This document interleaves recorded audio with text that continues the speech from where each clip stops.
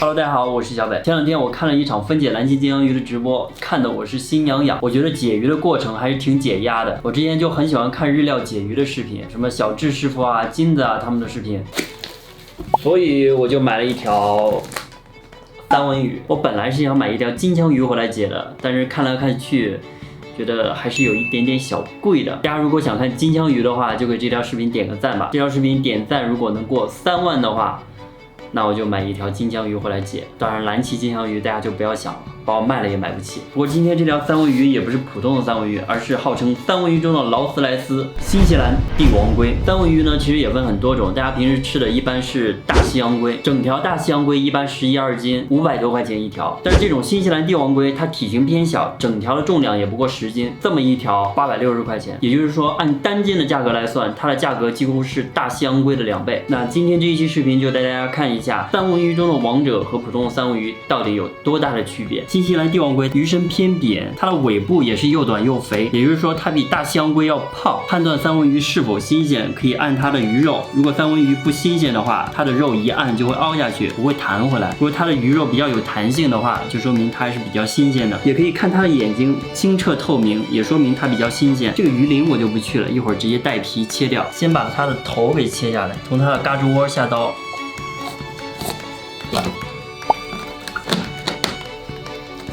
很多人都不知道三文鱼的鱼头其实特别好吃。大家都知道我是不吃动物的头部的，但是三文鱼头我没有办法抗拒。不过这一期视频就不介绍三文鱼头的吃法了，这个先放一边。从它的尾巴入刀。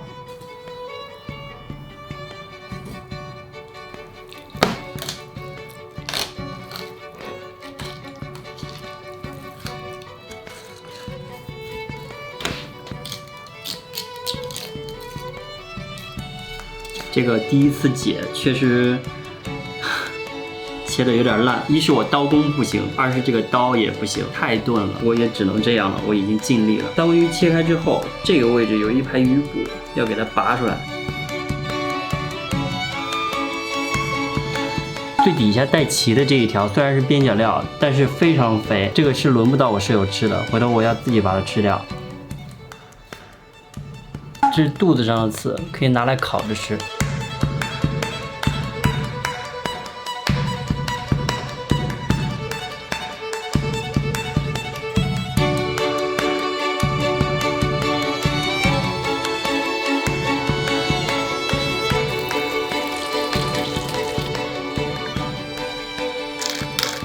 我之前看日料师傅切鱼，简直是手起刀落，但是自己来发现真的不是那么一回事儿。特别是三文鱼，它的肉质比较散，你的刀一慢，这个肉就烂掉了。我切了半天，切得乱七八糟的，鱼肉切的大的大，小的小，烂的烂，唉，完全没有办法摆盘。本来我今天还准备好好的摆一摆，就算了。大家原谅我吧。不过事已至此，我现在要做的呢，就是平复自己的心情，好好享受美食。美食使我快乐。首先，什么都不蘸，尝一下这个普通的三文鱼。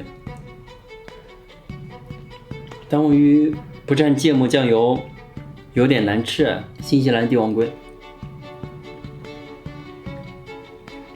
首先从口感上讲，这个它更有嚼劲，更有韧性，但是我切的这个就有点软烂了，而且我切的太薄了，这个纯粹是我的问题。但是从味道上讲，帝王龟几乎没有任何的腥味和异味，而且它的香味更浓，确实比普通三文鱼要好吃一点，不过大概也就好吃个2、3成，没有非常。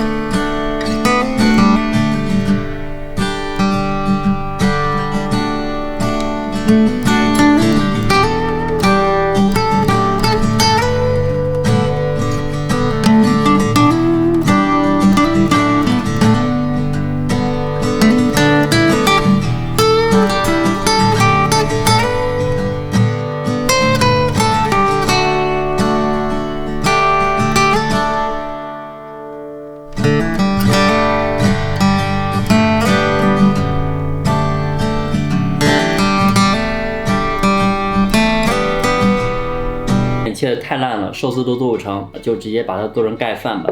倒点酱油。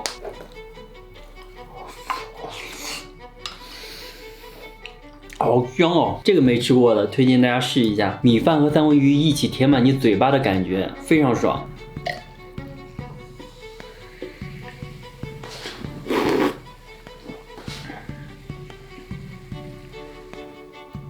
还是三文鱼腩最好吃，但是吃多了真的会腻。好了，那总结一下，今天的新西兰帝王龟确实比普通的大西洋龟好吃，但是它的价格也几乎是普通大西洋龟的2倍，性价比其实是非常低的。不过整条的三文鱼虽然它的价格比日料店要低很多，但是也不推荐大家购买，因为它真的很难切，而且这么大一条，你很难1-2天之内把它吃完。我现在冰箱里全是三文鱼，我一会儿要去问一下跟我同城的几个朋友，他们吃的话我给他们寄过去，因为真的是太多了，我舍友也没有办法全部帮我解决掉。那最终的总结就是，不管是帝王龟还是普通的大西洋龟，整条的三文鱼都不推荐大家购买。大家如果想过把瘾的话，在生鲜超市买1-2斤的三文鱼也花不了多少钱，完全没有必要买一整条回来自己解。好了，那今天的视频就到这里吧。如果你喜欢我的视频，不要忘记3连加关注，我们下期再见，拜拜。